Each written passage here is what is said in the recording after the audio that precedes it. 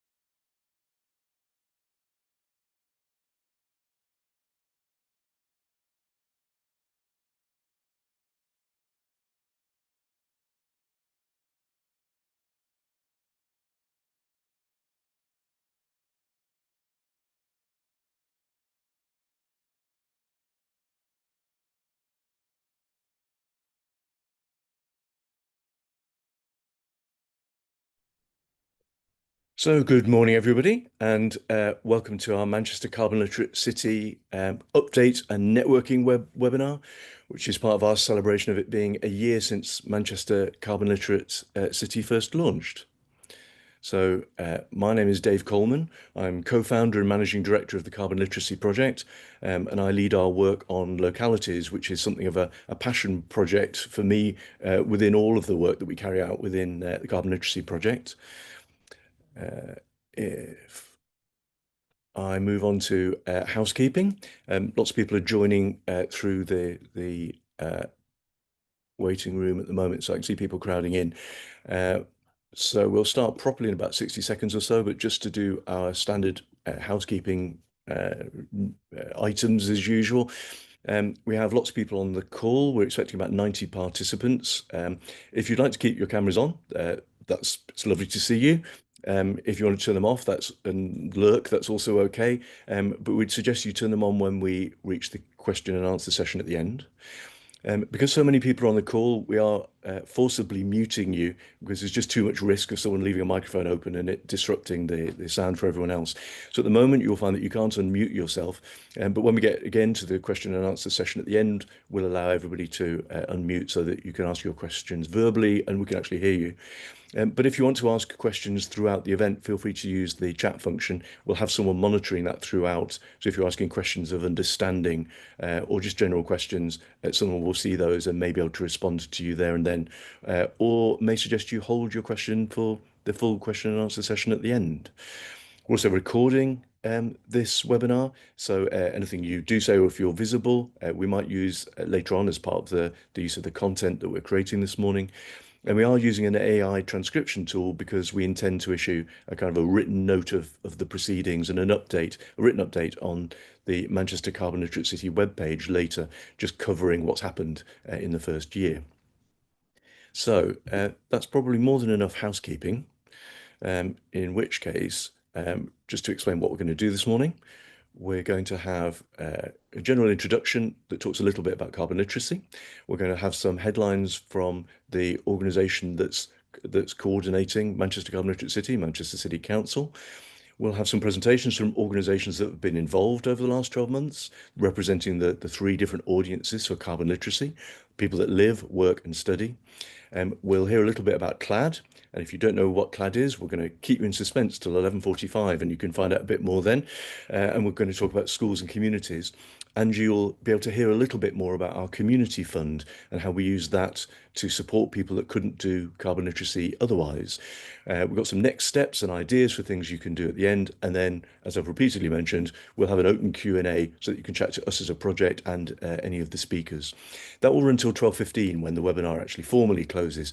But often people have questions that they would like to ask, but they don't want to ask in front of 90 other people. So if you wish to, the webinar will continue informally after 12:15, where we can just chat to each other. Nothing's being recorded. And if you've got a question of that nature, hang on for what we term the after party afterwards. So, having got through all of that, what is this event all about and why are we doing it? Well, as I've mentioned, it's just past the first anniversary of the launch of Manchester Carbon Literate City. So we're going to have a quick look at what carbon literacy actually is and what Manchester Carbon Literate City is, because we have people on the call that have been involved throughout the year. We have people that are quite new to carbon literacy, and we have people that are entirely new to carbon literacy, including people from localities that are not Manchester. So we've got guests from other parts of the UK and elsewhere. So you're all warmly welcome. But we'll cover some of the basics so everyone's broadly on the same page, and then we'll look at exactly what's been going on in Manchester, how things have progressed, um, how you might want to get involved as an organisation, and what support might be available to help you do all of that. So first of all, let's quickly cover the basics. What is carbon literacy? Carbon literacy is an awareness of the carbon costs and impacts of everyday activities and the ability and motivation to reduce emissions on an individual, community and organisational basis. So that's the definition of carbon literacy. Those words and the term carbon literacy is legally protected. Carbon literacy is a trademarked term. So that is exactly what carbon literacy is, and what we as a project try and deliver in society in the widest sense of that word. Uh, However, what does that actually mean? It basically means a day's worth of climate change learning and action. But it's a day that's been adapted to the audience that's receiving it, where that audience is. So there are many hundreds of different ways of receiving carbon literacy. We don't deliver any training as a project. People and organizations and communities come together to create their own resources or use resources prepared by others that have been certified. They deliver their day's worth of learning. They then formulate and start to take their actions and thereby address the climate crisis, but through knowledge and education and awareness and actual action as individuals and as people working together. Amazingly, this approach still remains unique, not just nationally, but globally. Way back at COP in Paris, we were identified as a project that was, to use the term, was a TAP 100 project that was one of 100 transformative action programs identified by the UN and others as potentially transformative globally if rolled out at scale. Back at that time, I think we had about 4,000 people that were carbon literate, and we've done our best to deliver on the promise of that award. And that delivery looks like this. So these are the numbers. We update this infographic every month. This is as at the end of September. So as we're now approaching the end of October already, we're past 143,000, as you would expect. But there are 143,000 citizens certified. There are, according to the infographic, 284,000 actions pledged as a result, because there are always two actions, an individual and group action pledged as part of carbon literacy delivery. There are almost 1,000 people that have certified professionally with us to deliver carbon literacy. There are over 942 different carbon literacy solutions, almost like mini carbon literacy projects for people from all walks of life and all parts of the world. We work in 16 sectors. There are 11 toolkits, 12,000 organizations. We're delivering in 45 nations globally. But the most important number for me is the one in the bottom left-hand corner.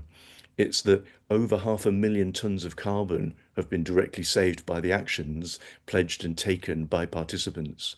And we know and have been told repeatedly by academics that that's a gross underestimate of the impact. But nevertheless, that's the extrapolated metric that we use for the moment. And that's the important one, because this is all about changing society so that we deal with the challenge of climate change. So it's ultimately all about the carbon that we save and the behaviours that we change. We talk a lot about hockey stick graphs, and normally we're thinking of a very depressing hockey stick graph. This is a slightly more optimistic one. It's the growth in carbon literate citizens over the years since we started the project with the first pilots back in 2012. The growth now looks very flat to begin with, but from 2020, 2021 onwards, the growth went geometric and has continued at a rate of knots since then. The project doubles in size in terms of the numbers of people carbon literate roughly every 18 months. So it's a spectacular rate of growth, which we're very proud of. But this is all about continuing that growth, because what we're trying to do is address the whole of society and take on genuinely the entire challenge of climate change at scale in communities and organizations, not just nationally, but globally. So Why do people do carbon literacy? Mainly for these four reasons. Because it has tangible impacts, because people take actions, they report back the impact that the training and learning has had on them and the actions that they've carried out. And we can see and measure those actions are taken and see what the carbon impact is. Because we know it shifts mindsets and values. That's reported back to us by learners, and it's been verified by external research. Because of this approach of taking learning to where people are and making it immediately relevant, it fosters engagement and ownership. Everybody's individual action is an action they can take without needing anybody else's permission. And we know it improves well-being because climate change is big and scary. And they say that the antidote to fear is action. And as I always say, the antidote to climate fear is climate action. And by taking carbon literacy and involving themselves in it, participants start to take that action, address the big, scary elephant in the room, and feel better and more empowered and more positive about the future than they would have done otherwise.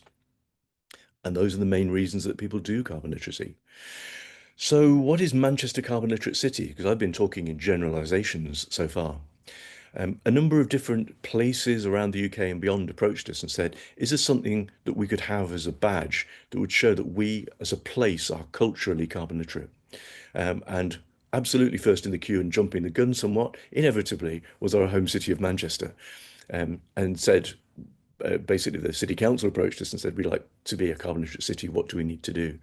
So we launched the Carbon Literate Localities initiative with Manchester as the very first locality undertaking this, and being watched by lots of other localities who are very interested and keen to see how the city has progressed. A carbon literate locality needs to have a substantial number of people in that locality who are carbon literate. It needs to be represented across all sections of society, and there are a number of other criteria which I won't go through in detail now.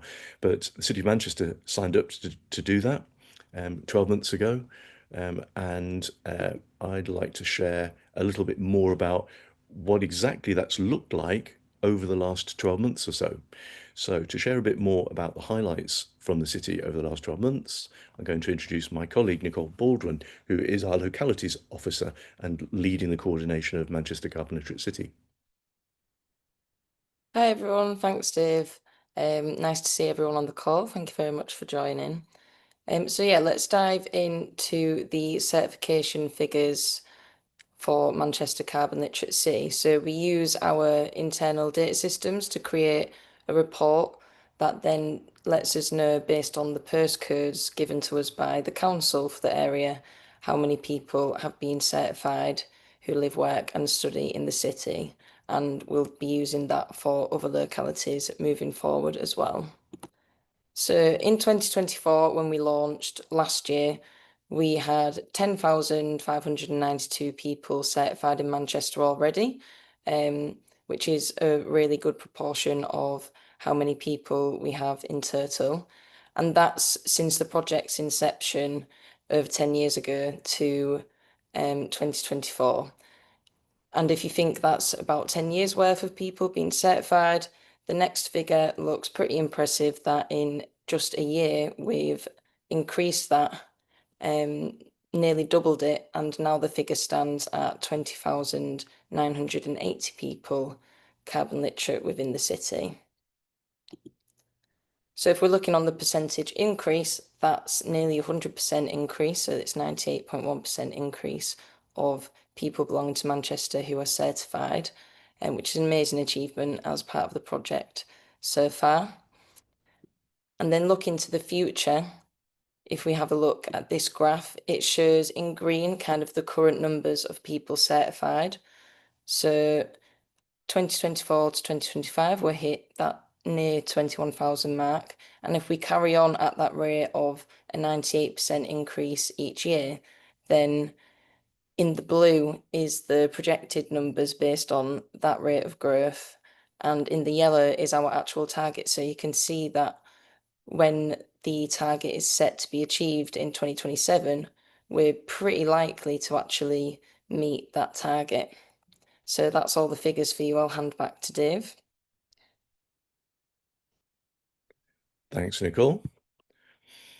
So we launched this project 12 months ago, and if you were at that original launch event, you will have who will possibly recall myself and Councillor Tracy Rawlins on stage doing that launch. So I'd like to welcome back Councillor Rawlins, who's Executive Member for Clean Air, Environment and Transport from Manchester City Council, to share a few more words about what's happened in the last 12 months.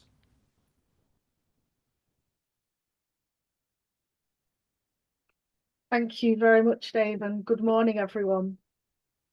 I mean, I'm glad that I'd already checked the figures before I joined the call today, because I think I would actually be speechless having looked at those figures and seen how flipping well we've done in the last year.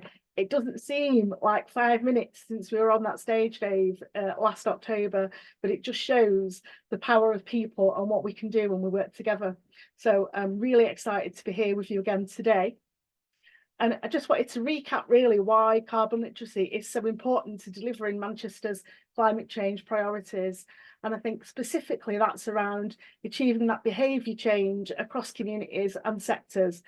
Because when you know, and knowledge is power, isn't it? So carbon literacy and carbon communication and how we talk about these issues is really, really important. Manchester has some really ambitious targets, rightly so, for our climate change, and our approach is set out in the new Manchester Climate Ready plan that you'll be able to all see and look at, which details what we need to do collectively as a city to reach our goals. Our approach to carbon literacy hasn't been any different, and I'm very proud of that fact, actually, that we were one of the first organisations to roll out our training to all staff and elected members, and I was delighted when we received our gold accreditation in spring this year, and I think I'm right in saying that we were the first local authority to do that. And I don't use that as a gloating mechanism. I hope it is a springboard for other local authorities and organisations to say, actually, come on, Manchester are doing it well again. Another city of first, we need to step up and push more. Because for me, this is about a collective. We all need to play our part. So whatever we can do to push people to do more, I'm very happy to be part of that. We're often recognised for being a top performing city, and we've had an A rating with CDP for the past few years, which again is really credit to everyone working together and delivering on our climate change ambitions. We're always seeking those new opportunities to demonstrate our further climate leadership, and it's really, really important. And that's why I was absolutely thrilled and jumped at the opportunity to be part of the Carbon Literate Locality, which we launched in October last year. It's so important to have partnerships and collaborations. This isn't about Manchester City Council as an authority and organisation. This is about Manchester as a city. We can't do it alone. We all need to do it together and share our learning, share our knowledge, encourage other people who live, work and study in this city to become part of this journey and join with us to take action against climate change. I'm really pleased and proud of everyone's progress, but let's push, let's move those targets, let's overachieve and reach that bar chart that Nicole just shared much quicker. Thanks, I'll hand back to you, Dave. Thank you very much, Tracy, and that's extremely well said. I didn't make it clear when we were talking about localities earlier that the way that this works is it's the sum of people who are carbon literate in a place that's generated by all the different people and groups and organisations in that place, and we count that collectively.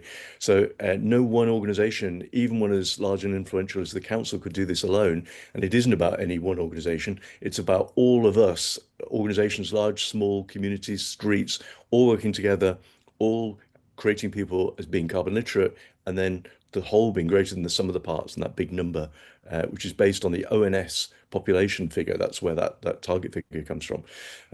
All contributing to that total. So a little bit more information specifically about what the City Council has done. I'd like to invite and welcome David Houliston, Head of City Policy for Manchester City Council, to have a few words. Thanks, Dave, and thanks, Councillor Rawlins. Obviously, when we sort of set that political ambition, obviously Tracy tasked officers for delivering that. So I'll give you a little bit more about what we've been doing as an organisation and then in partnership, obviously, to deliver this ambitious target. So I suppose my personal journey and the council's journey, carbon literacy actually goes back quite a long time, recognising the need for behaviour change. This is something we were really an early adopter of.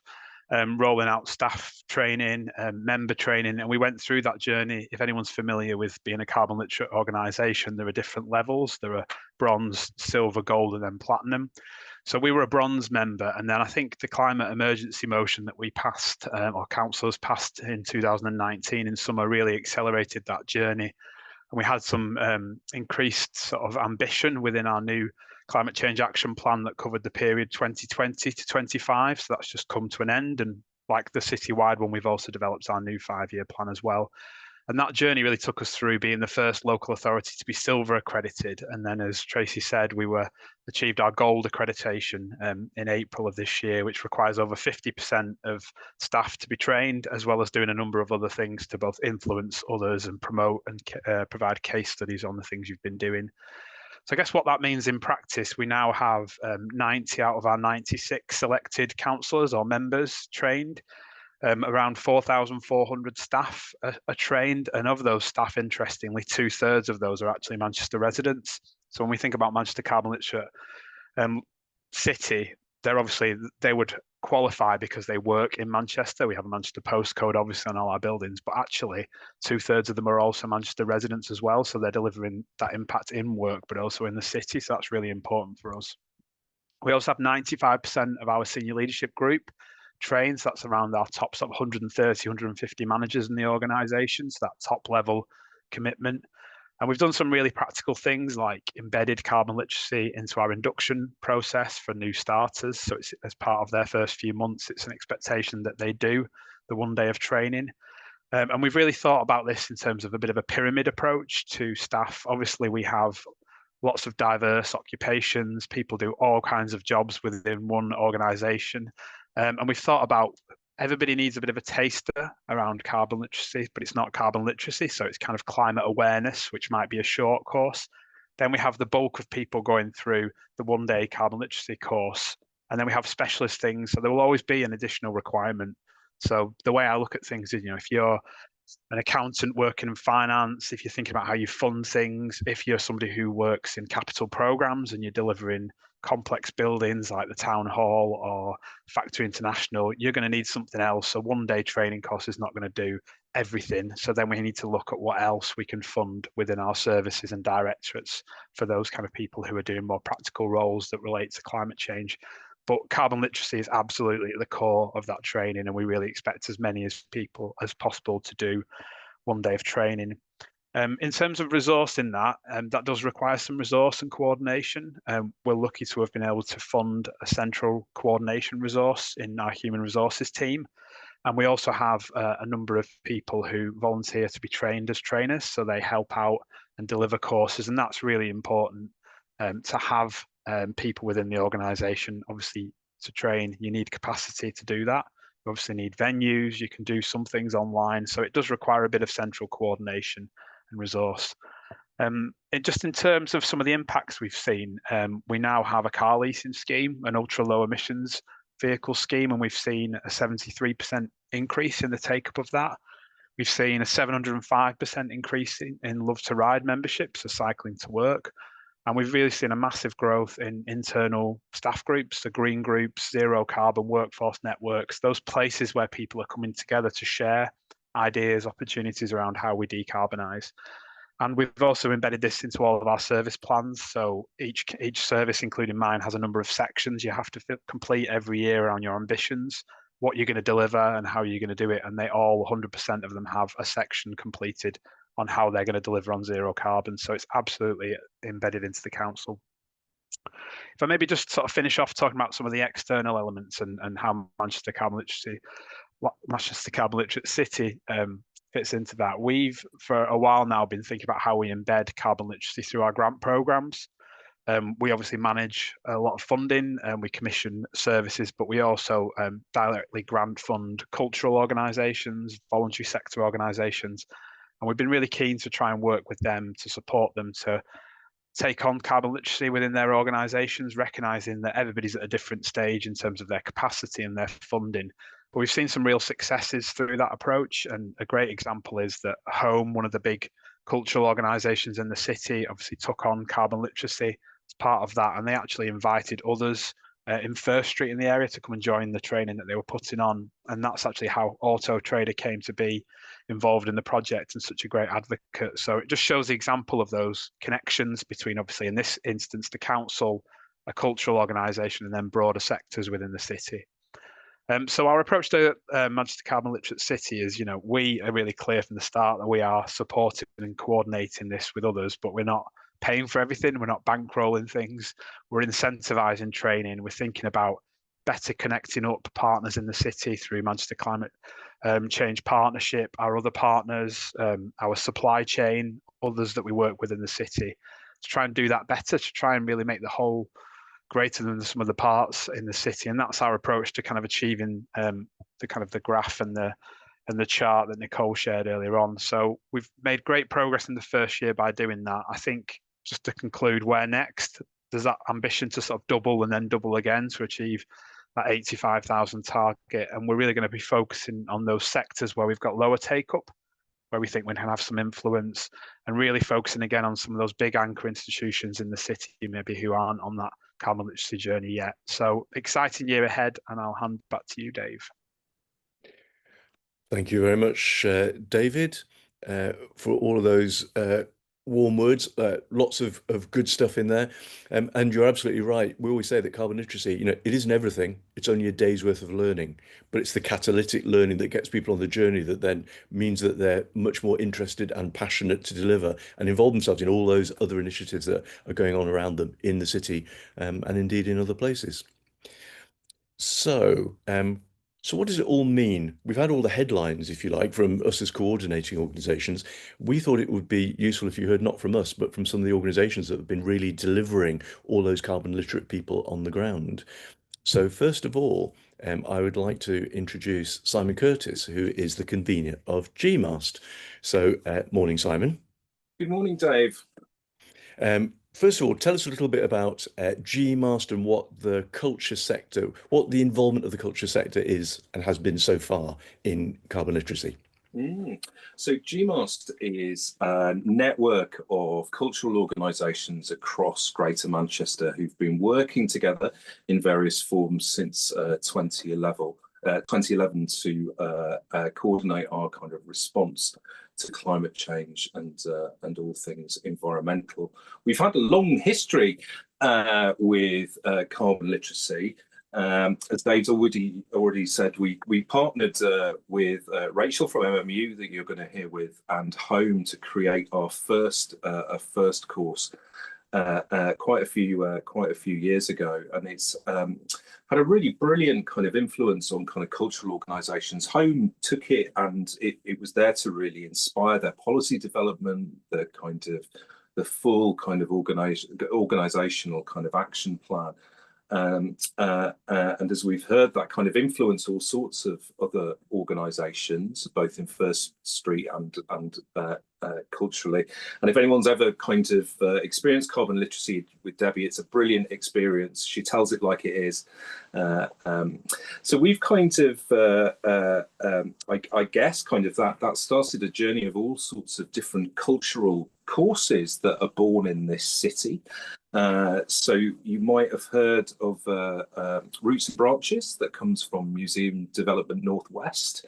That's a kind of museum kind of specialist course. There's also an events course that's born of this city, and then also a broadcast and cultural leaders course, and then our own kind of shareable course.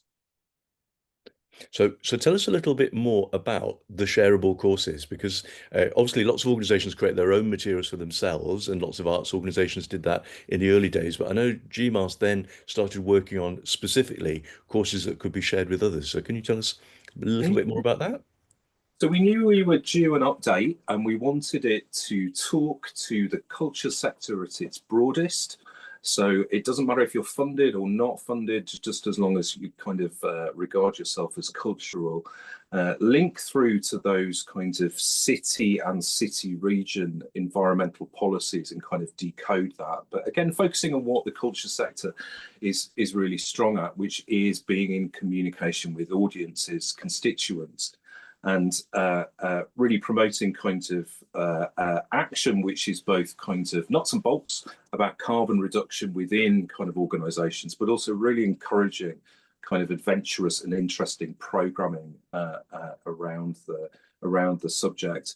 So what we wanted to do was create a course that any cultural organisation could take, tailor to themselves, and deliver, taking the kind of carbon literacy peer learning model. And the course was there, and then all an organisation would have to do is find the funds for kind of certification. And we've been partnering with Carbon Literacy to, they manage that course along with some other shareable courses on our behalf. And it's been a brilliant experience over the last 6 months. And we're going to carry it on for another 6 months, because we're finding that the course, because we're being really open source about it, is being taken on by other organisations in other parts of the UK as a kind of base for them to write their own. So we very much wanted this to be, we've invested some time, some money, and some minds to do this kind of latest version. But we didn't want to put it behind a paywall. We wanted to say, look, we've done this work. Anyone else can take it and use it to develop their own.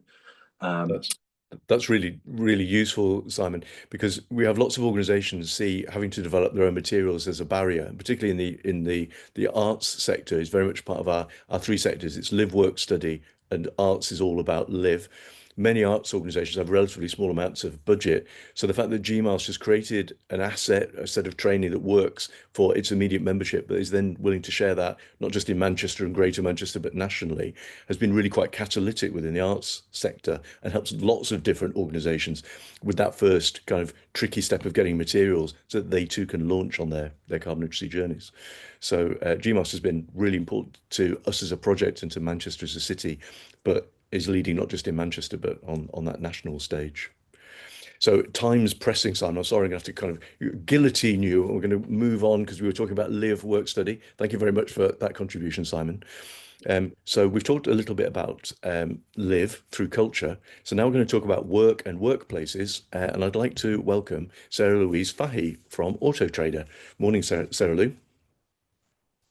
Good morning. I was just making sure I could unmute then. We're all good. You can hear me absolutely fine. Yes, hello everybody. My name is Sarah Louise and I'm here representing Autotrader. I support our learning strategy and people development, and I am one of the facilitators of carbon literacy to our colleagues. Autotrader have worked with carbon literacy since 2017 and also inspired by home at First Street, as that is our kind of current home, our current location. And I did my carbon literacy training in 2019. And from then, it's something that I've been really passionate about and felt like I really wanted to be involved in at Autotrader as well. I also really feel that we have nurtured and continue to grow a low carbon culture at Autotrader, starting first with our colleagues. We currently have over 900 carbon literate employees, and their commitments range from personal changes to ways to support Autotrader's environmental strategy and our commitment to reach net zero by 2040. They also include supporting our consumers to make the right vehicle choice when they're buying the next vehicle, thinking about electric vehicles, as well as working with local and central government to support the transition to electric vehicles across the UK and wider decarbonisation. And we are extremely, extremely proud of the work that we've done so far with carbon literacy. And our mission goes beyond our workforce as well. So harnessing our brand influence to support dealers in automotive by fully funding the creation of our carbon literacy automotive toolkit, spearheading industry members to think about how they too can make a difference to reduce their personal and business carbon footprints, with a focus on driving down transport emissions in the UK. And to date, with that toolkit, with the automotive toolkit, we have over 7,500 people who have been trained and are carbon certified, over 15,000 pledges that have been made, equating to over 27,000 tonnes of carbon saved. And this work in automotive will continue over the over the next 12 months and beyond. It is a core focus to continue to educate and prepare dealers for the future of automotive and the evolution of electric vehicles to reduce transport emissions down even further. Along with our automotive toolkit, we have actually also recently created and launched a digital tech toolkit in collaboration with Manchester Digital and Carbon Literacy.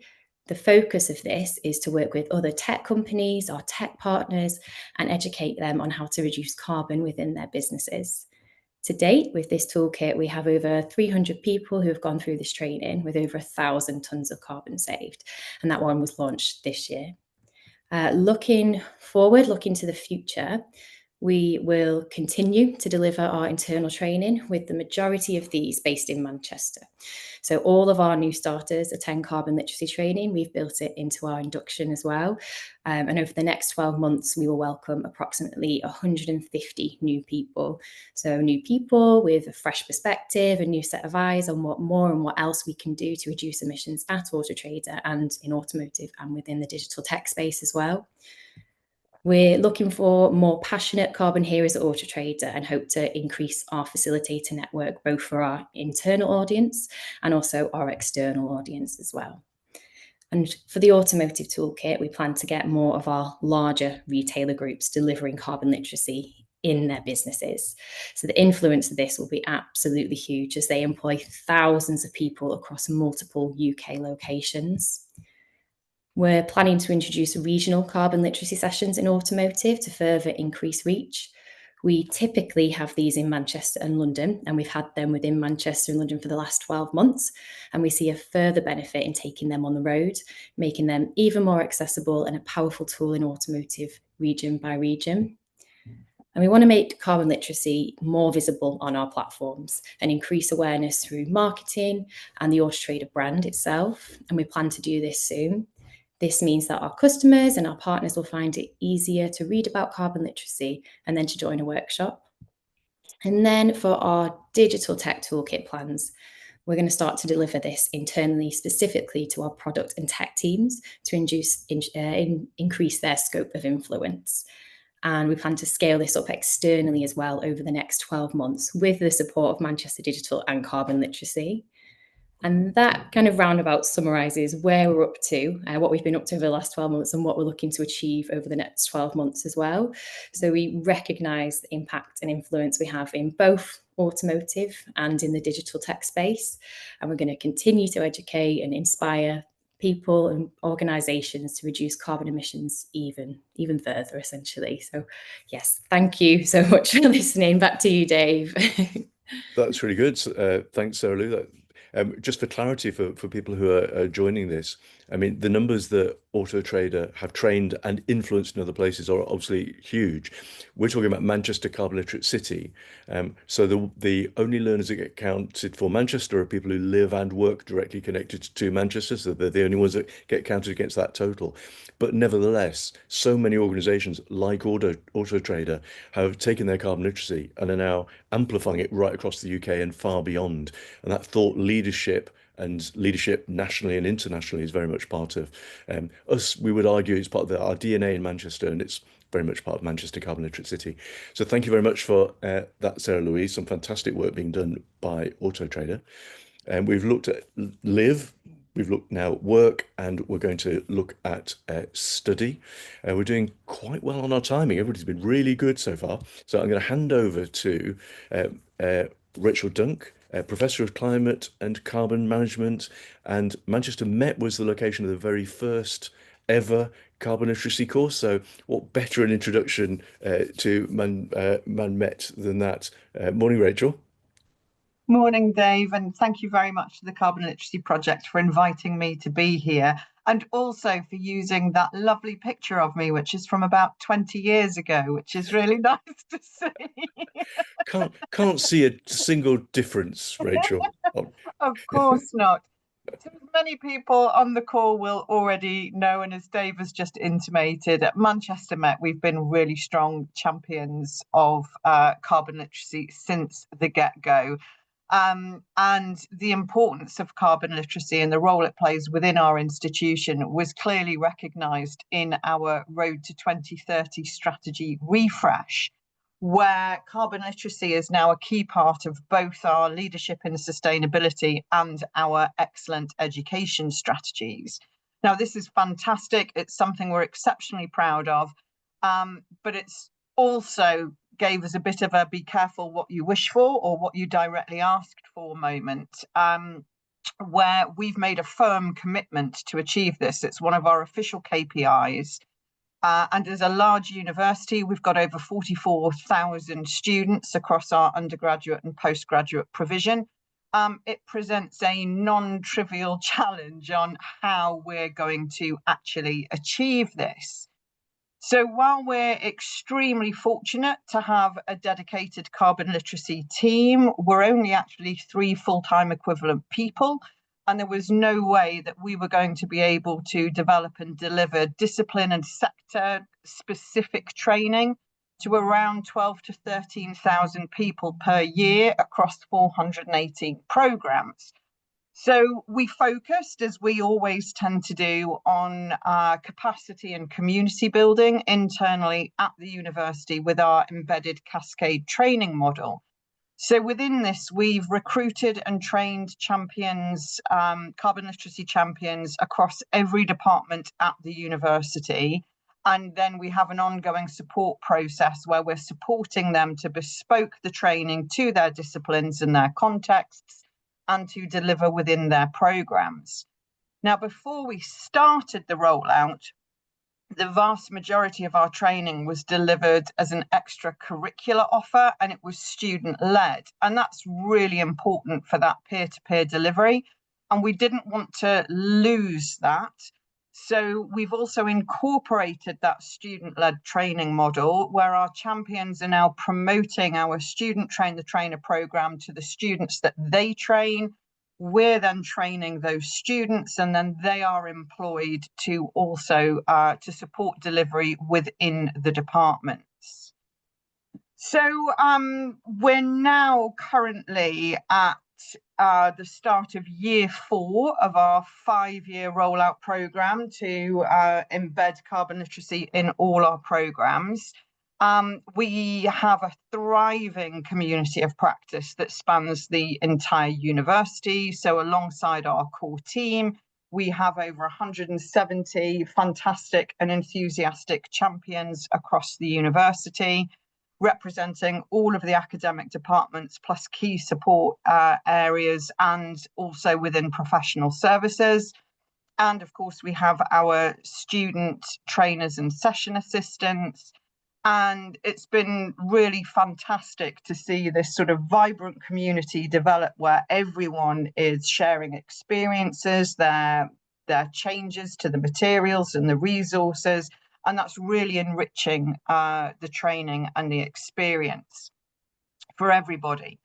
But in addition to the specifics of enhancing climate education and action at Manchester Met and preparing our students for their futures as leaders and as change agents, there's also been much wider benefits of implementing this carbon literacy program within the university. It's been transforming learning and teaching because of the strong emphasis on active learning within carbon literacy. It's really helped showcase best practice to our colleagues across the institution.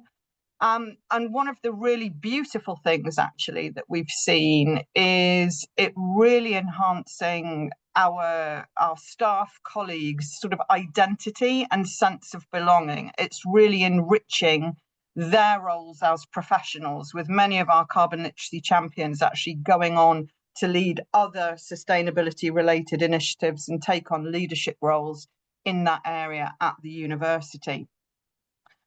Now, of course, we don't sit in isolation as Manchester Met. We're very much embedded in the wider Manchester and Greater Manchester community. We've had a strong partnership with our wonderful friends at the Carbon Literacy Project ever since the beginning.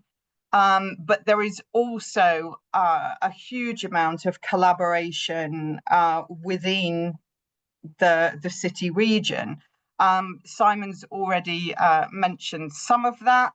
And as a hot off the press example, with a project that's still very much under development, but Simon has agreed to contribute to, we are going to be working collaboratively with carbon literacy leaders from across the cultural sector in Manchester and our champions to develop a version of our training that actually speaks much more clearly to the creative arts than our current training, which was written by me, a natural scientist by inclination and background.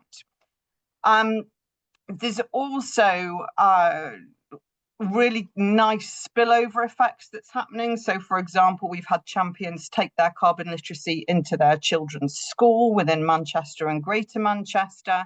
And in another example, 2 of our champions, when they attended our Teach Carbon Literacy training, immediately saw the potential for how it could enrich their wider academic practice and wrote it into a large research project that they are leading, which is about building a roadmap for a sustainable transition for Europe's game industries.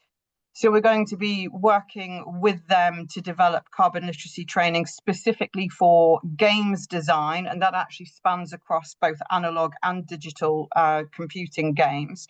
But it speaks really nicely to the city's Manchester and Greater Manchester levels, wider industrial and digital strategies. And then the final example that I'm going to mention is our work in carbon literacy directly led us to being invited to be the Northwest Regional Hub within the Climate Ambassadors Project. This is one of the 3 flagship projects funded by the Department for Education to support their sustainability and climate change strategy, where the aim of climate ambassadors is to really turn climate ambition into climate action, so to be an enabling force. And that's through supporting education settings from early years all the way through to further education to develop and implement their climate action plans. And the mechanism for this is basically a matchmaking service. So it's matchmaking education settings with climate ambassadors who are volunteers, who are voluntarily contributing their time and their expertise to support these settings. And within this project, we had a fantastic day, which we co-hosted at the beginning of the summer, our big day of climate action and carbon literacy in education with our wonderful friends at the Carbon Literacy Project. We had a welcome address from Climate Ambassador, primary role, and secondary role Minister for Early Years, Stephen Morgan. And it was a really high energy day where around 100 education settings were there and a whole raft of sustainability and climate experts on hand to really help them kickstart the development of their climate action plans and to explore what carbon literacy can do for them. And Linda's going to be saying more about that next. So with that, Dave, back to you. Thank you very much. I was just about to dive in there and say that, Linda, in case you stole Linda's thunder, but we'll come to that in a second. Thank you very much, Rachel. So we've looked at live, work and study. So now I'd like to talk to you for a moment or two about CLAD, which I trailed earlier. So CLAD is the acronym that stands for Carbon Literacy Action Day.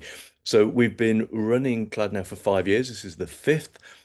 And basically, it's where we bring together carbon literacy projects from all around the globe who in the couple of days running up to CLAD itself, which is 13th November this year, complete carbon literacy training. So it all comes to a crescendo on Carbon Literacy Action Day.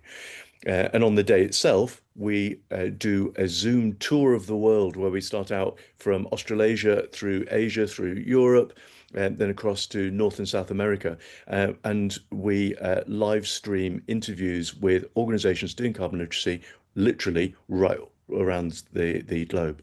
As a result of this, it's highly catalytic and many thousands of people focus on CLAD to complete their carbon literacy training and be very visibly part of what is now a global movement. So coming back to Manchester again, Manchester has some very specific plans for CLAD this year. So I'm going to hand over to Councillor Linda Foley from Manchester City Council to tell us a little bit more about what's going on, linking back to Rachel's work on education, what's going on in schools in Manchester for CLAD this year. Hello, thank you everyone. Yeah, brilliant. Very, very exciting. And Rachel, I did my carbon literacy train the trainer at Manchester Met, so fantastic to follow on. So what we want to do in Manchester is we're trying to support as many schools as possible to become carbon literate educators and to introduce carbon literacy over these carbon literacy days. And so we're working with our first multi-academy trust in Manchester, the Prospere Trust. They hope to become the first carbon literate multi-academy trust, and all 11 of their schools to become carbon literate educators. And we worked with, if you just put the slide forward, we worked with our first school, the Barlow Roman Catholic High School in Manchester. And in the photograph there, what you can see is that they very kindly hosted the pilot for the Staff Schools Toolkit in April. And we had about 25 people there from Barlow and from other schools. They were really, really keen then to roll it out to their staff and their students. And we actually trained, I think, 40 students on the last day of term. And any of you who've had experience of schools, the last day of the term, and yet the students were absolutely amazing. They loved finding out about being aware of the climate, but in particular, what they loved was coming up with actions that they could do in their own lives and in their own areas of influence and in their own school. And they were incredibly creative. And it's that being part of a community that is so important. And before I move on, in the middle of that picture is Jeff Smith, the MP for Manchester Withington, sorry. And Jeff was the first carbon literate MP. And we're working very much now, not just with the civil service, but actually with political candidates in order to try and to get this awareness and to get this action out wider. Why is it important? Okay, my background is education. I was a teacher, head teacher.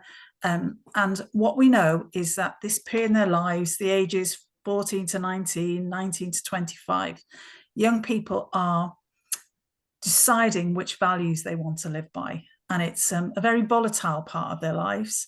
And one of the things we're incredibly conscious of as a governor or as a leader in a school, as a parent indeed, is eco-anxiety. And many of us as adults, and many of us working in this sector, many people on this call will have experienced it. And the Climate Psychology Alliance, that I've been really influenced by in my work over the last few years, is it said that when people become climate aware, if they're not part of an engaged community, they can feel powerless, and this can lead to frustration, despair, and depression. But if we give them agency, the ability to act and to have an effect, that can really, really help them go forward and reduce those feelings. So the beauty of carbon literacy is it's about action.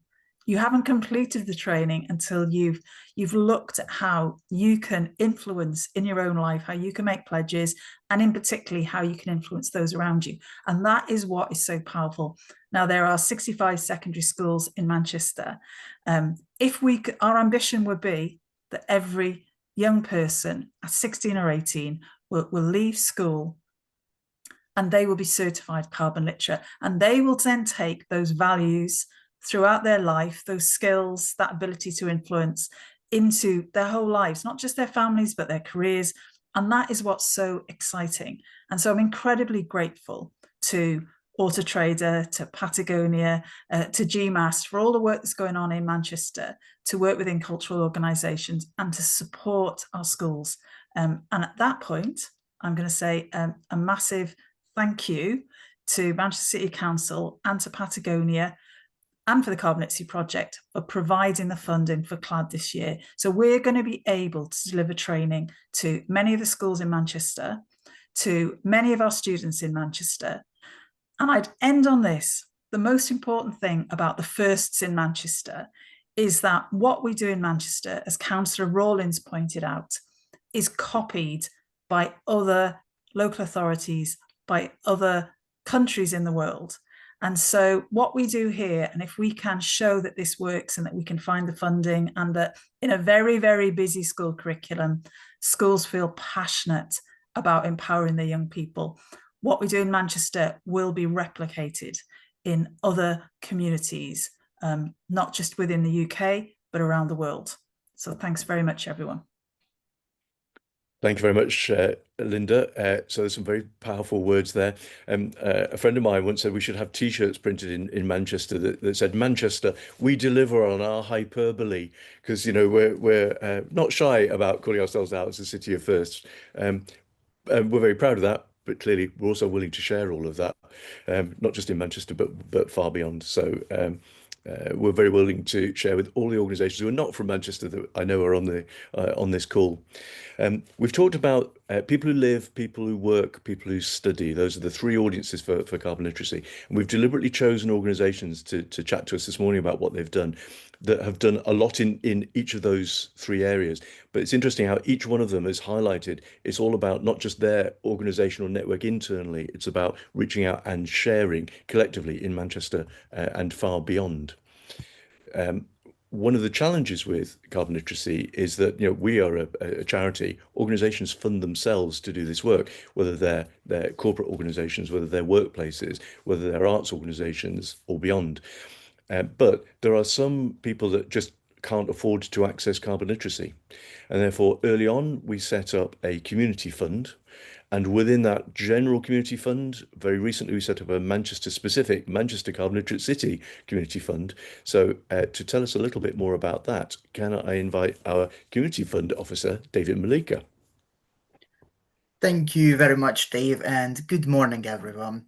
So yes, since we have talked about communities, we can't go without mentioning the Manchester Carbon Literate City Community Fund, of course. We all know that carbon literacy training is a proven and reliable tool for delivering action to cut carbon emissions, improving the health and prosperity of our communities, and of course, delivering a host of other co-benefits in the process. However, financial barriers may prevent the most vulnerable members of our society from accessing this crucial training. Next slide, please, if you can. So as a result, we've created the Manchester Carbon Literate City Community Fund, explicitly aimed to support community groups, schools, faith-based organizations, social housing tenants, and small charities in Manchester that want to access carbon literacy training and accreditation, but might otherwise struggle to afford it. Their involvement is crucial, of course, to achieve carbon literate city locality status in Manchester. So we support the community fund itself by redistributing a portion of corporate organizations' certification purchases and by receiving direct contributions from our donors, sponsors, and partners. So in the last quarter, we ran our first ever funding round in Manchester with great success, which was supported by the generous contributions from Patagonia and Manchester City Council. So I'd like to say, first and foremost, a massive thanks and applause to them, please. And on the next slide, thank you very much. On the next slide, we can see everyone that we've supported so far, which is really exciting.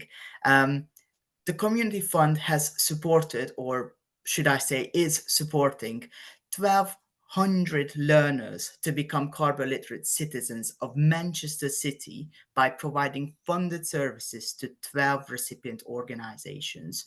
And what's even more exciting is that we have some of them in the room with us today. Recipients, please raise your hand, send us a reaction, or even better, introduce yourselves in the chat and your initiatives if you can. That would be really good, I think. But focusing on community members, we have the Manchester Climate Change Youth Board, who are supporting young adults. We have Moss Silent Hume Training and Community Enterprise supporting young adults from disadvantaged backgrounds. We had Vian Society supporting socially excluded Chinese women and families. We have Manchester Craft and Design supporting a community of freelance artists, and MSV Housing supporting social housing tenants. Now, focusing on community leaders, we have here Didsbury Good Neighbours supporting elderly residents. We have Venture Arts supporting learning disabled and neurodivergent people. So the City supporting urban communities to create greener spaces, and MAC supporting VCSE organizations.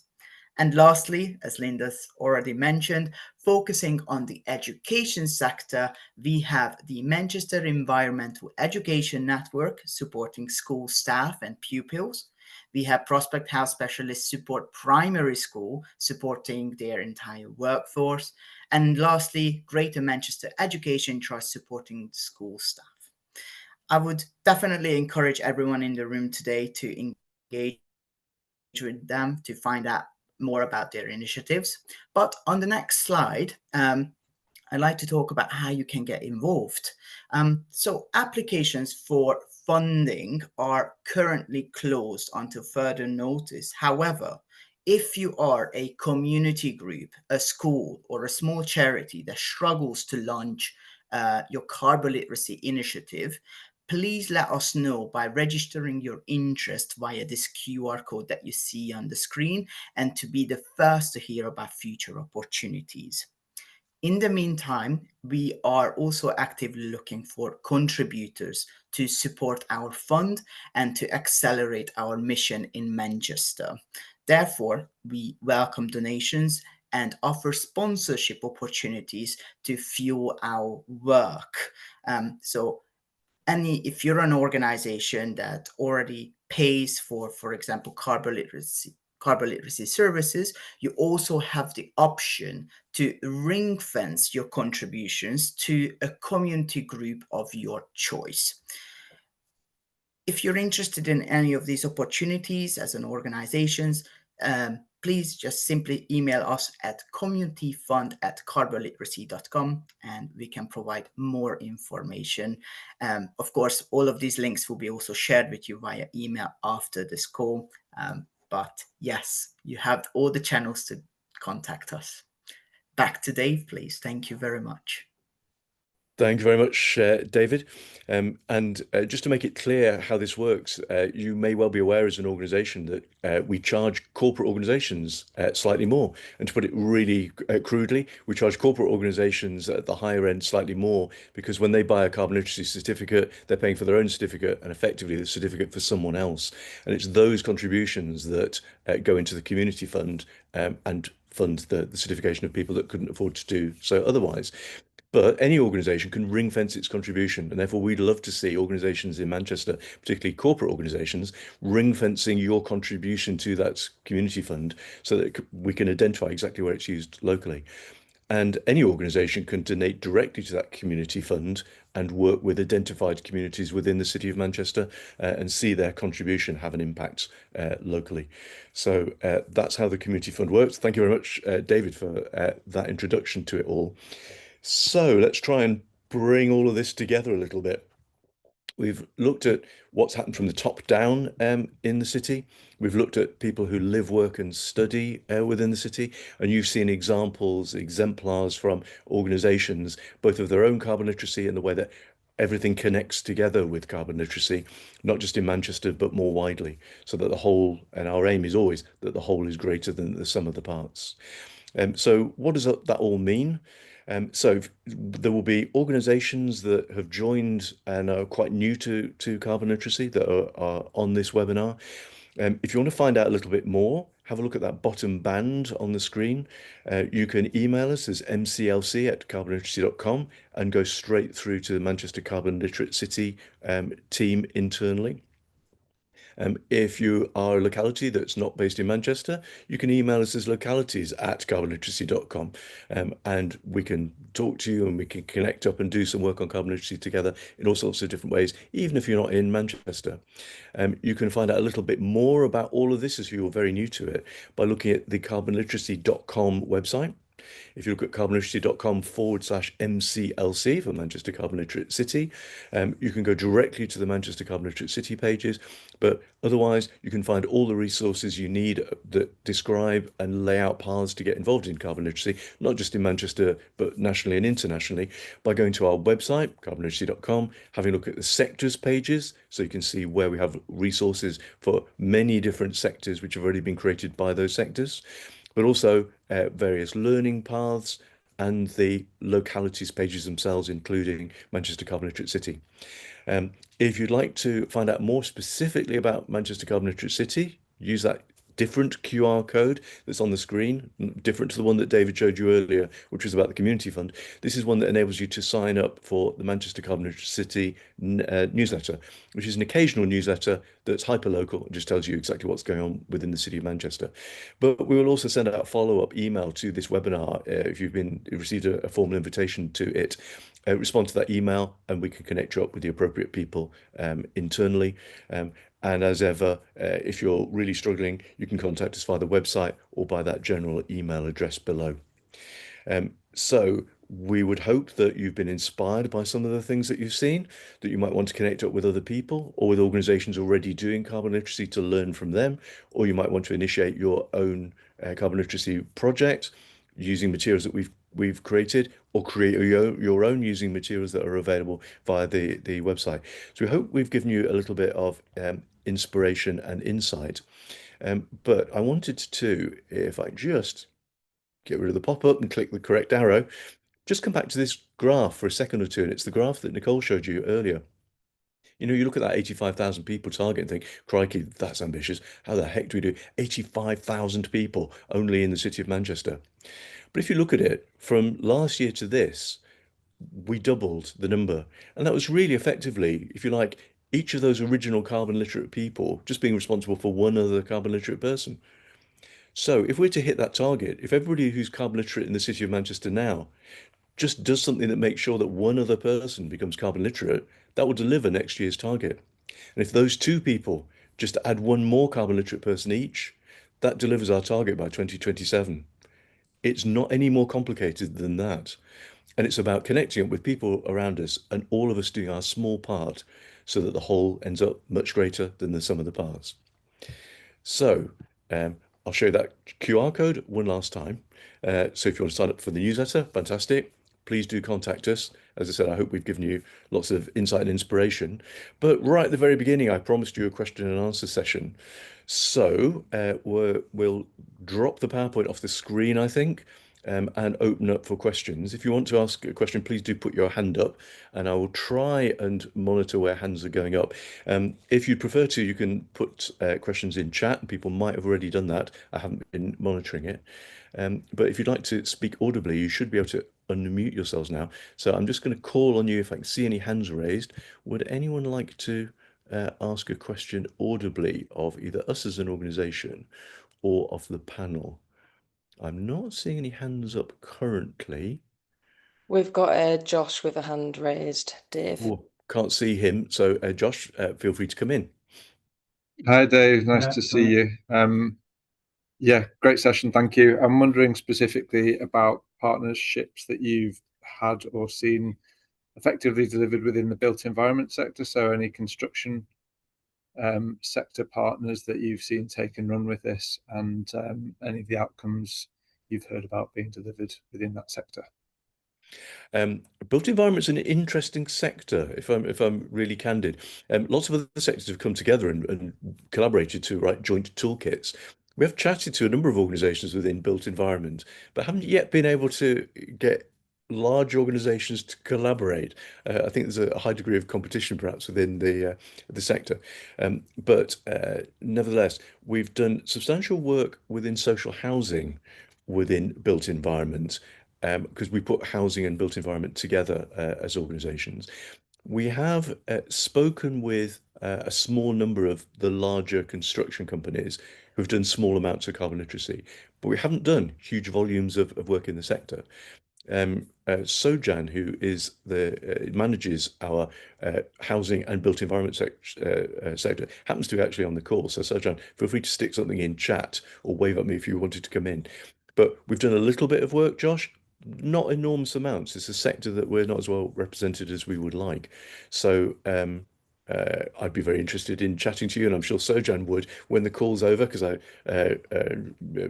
Josh, you and I have met, and I know who you work for. If you'd be interested in making some forays and being a first mover within the sector, we'd be very interested in chatting to you about it.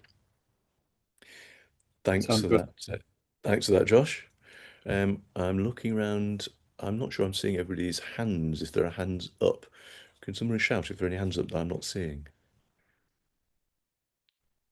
And it No could one's be. raised their hand currently. That's cool. I'll have a quick look at chat then. Some nice things being put in chat by people. Thank you very much for the compliments. It could be that we haven't got any more questions. If we haven't got any more questions, that's okay. I'm sure we haven't answered every question that people have got, but that's okay that people don't want to ask right now. In which case, if we've got no more questions, I will thank everybody for being involved. Can I thank our speakers primarily for putting the time available and making themselves available this morning, but even more importantly, making their time available throughout the year to deliver all of this fantastic carbon literacy. Can I thank our team for running this webinar, but can I thank you for attending as well and putting the time aside. I hope you found it useful and inspirational. If you've got any questions, you know where to find us. And in the meantime, good luck with all the work you do, carbon literate or otherwise, whether it's in Manchester or anywhere else. As ever, the whole is greater than the sum of the parts, and it's us all contributing that will give us the answer to the challenge of climate change. So thank you very much, guys. Have a lovely day and a good morning.